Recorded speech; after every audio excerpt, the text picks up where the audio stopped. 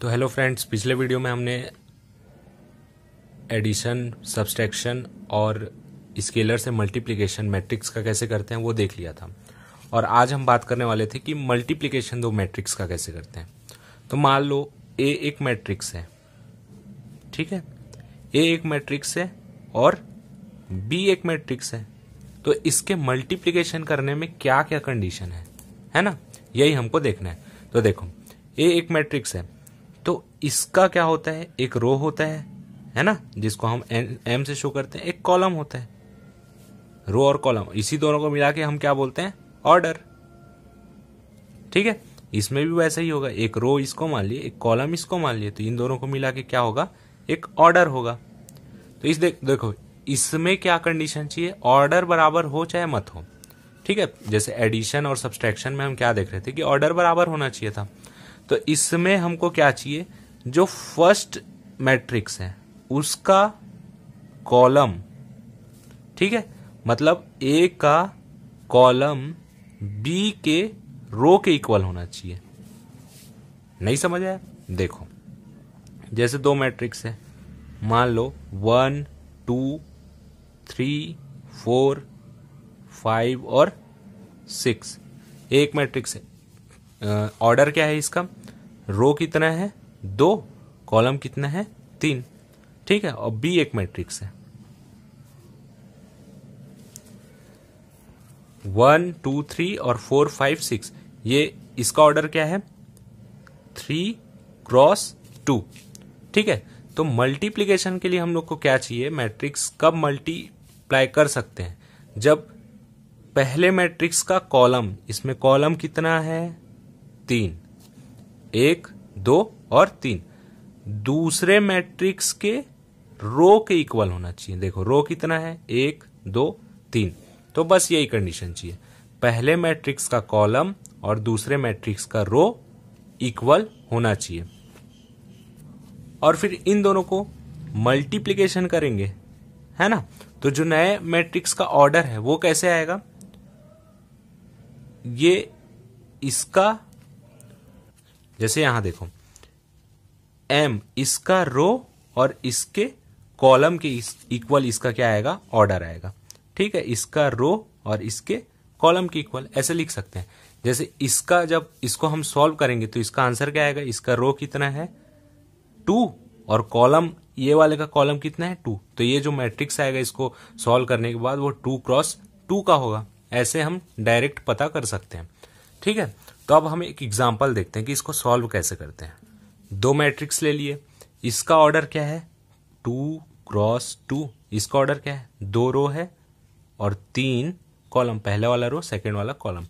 तो देखो पहला कंडीशन जो हम देखे थे क्या होना चाहिए था कि इसका कॉलम 2 है और इसका रो 2 है, दोनों इसका कॉलम और इसका रो क्या होना चाहिए, इक्वल होना चाहिए। तो हम क्या कर सकते हैं, ए और बी का वैल्यू निकाल सकते हैं। ठीक है, तो ए इंटू बी, अब देखो कैसे करते हैं, और इसका आंसर हमको पता होना चाहिए किस में आएगा, 2 क्रॉस 3 का मैट्रिक्स बनेगा। जो ये मैट्रिक्स बनेगा ना, इसमें 2 रो होंगे और 3 कॉलम होंगे। यही तो एम क्रॉस बी तो हम ऐसे ही निकाले थे ना, 2 क्रॉस 3 का। तो देखो इसको मल्टीप्लिकेशन कैसे करते हैं, ए भी हमको निकालना है ना।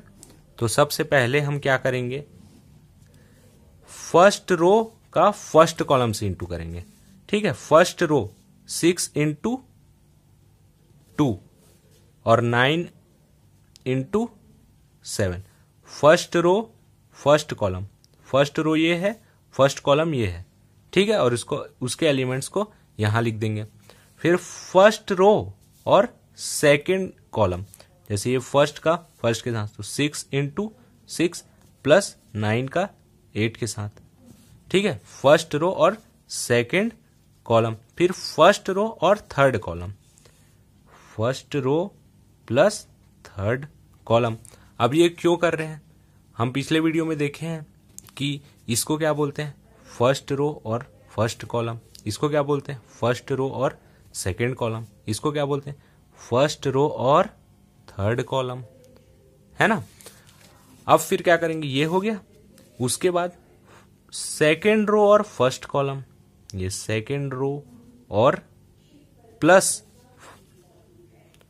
3 क्रॉस 7, इसका इसके साथ, फिर इसका इसके साथ, फिर सेकेंड रो का इसके साथ, तो क्या हो जाएगा 2 क्रॉस 3 प्लस 3 क्रॉस मतलब 3 इंटू 8, फिर फर्स्ट इसका इसके साथ, सेकेंड रो का इसके साथ, ठीक है, इसका इसके साथ, 3 का 9 के साथ। तो अब देखो ये मैट्रिक्स कितने का निकल गया 2, इसमें रो कितना है 2 और कॉलम कितना है 3। तो यहां से हम डायरेक्ट देख के भी पता लगा सकते थे ना कि इसका वैल्यू क्या आ जाए, इसका जो मैट्रिक्स आएगा वो 2 क्रॉस 3 का होगा। इसका रो लेना है और इसका क्या लेना है, कॉलम लेना है ना। अब देखो इसको सॉल्व कर लेते हैं तो आ जाएगा ये 6 दूनी 12, 9 सत्ते 63, 12 प्लस 63 और ये 36 प्लस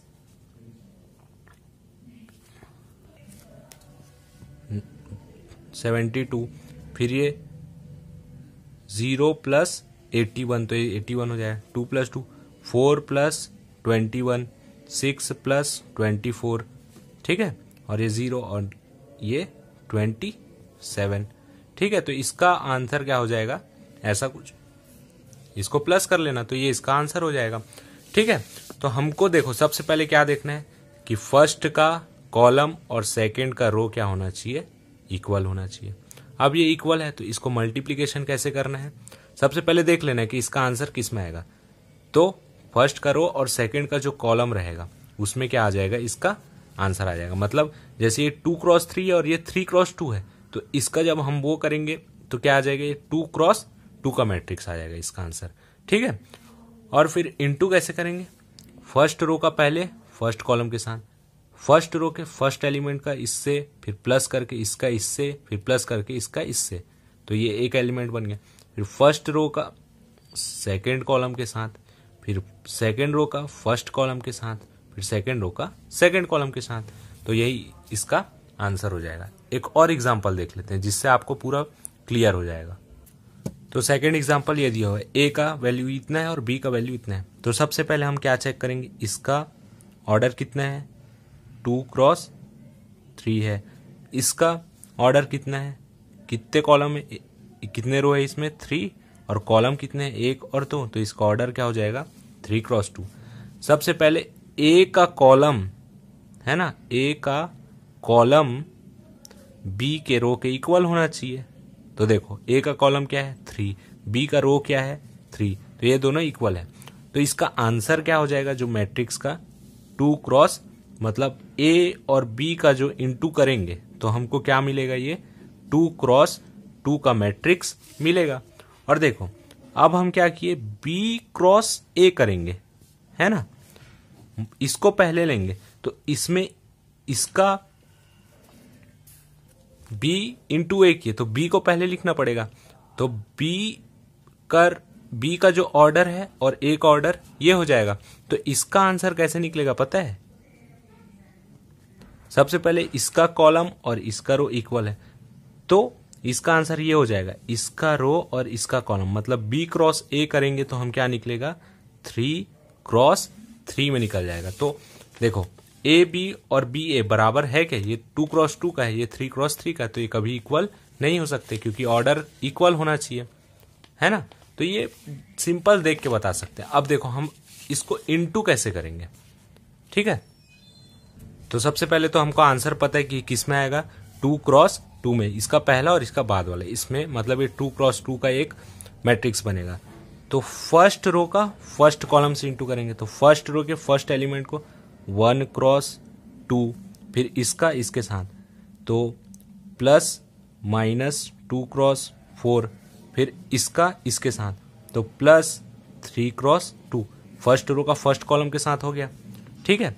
उसके बाद फर्स्ट रो का सेकंड कॉलम के साथ, इसको थोड़ा और बढ़ा के लिख सकते हैं, ठीक है, फर्स्ट रो का सेकंड कॉलम के साथ, तो 3 into 1 3, minus 2 into 5 minus 10, 3 into 1 plus 3, ठीक है, इसको इधर लिख लेना 2 क्रॉस।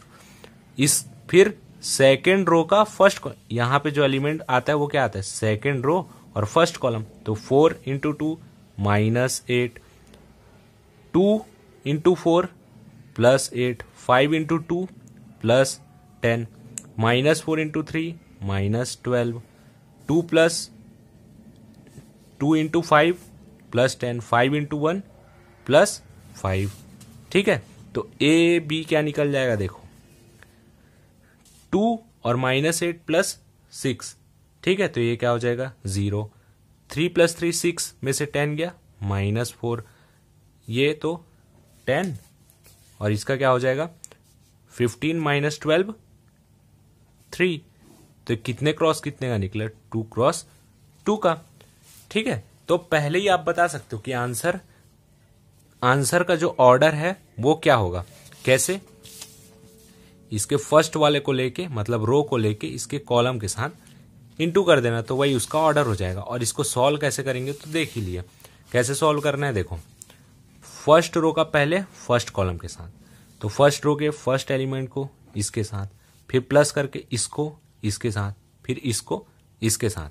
ठीक है, तो यहां के एलिमेंट का क्या हो गया, काम हो गया। फिर फर्स्ट रो को सेकेंड कॉलम के साथ, इसका इसके साथ, प्लस इसका इसके साथ, प्लस इसका इसके साथ, इसका भी काम हो गया, यहां तक का काम हो गया।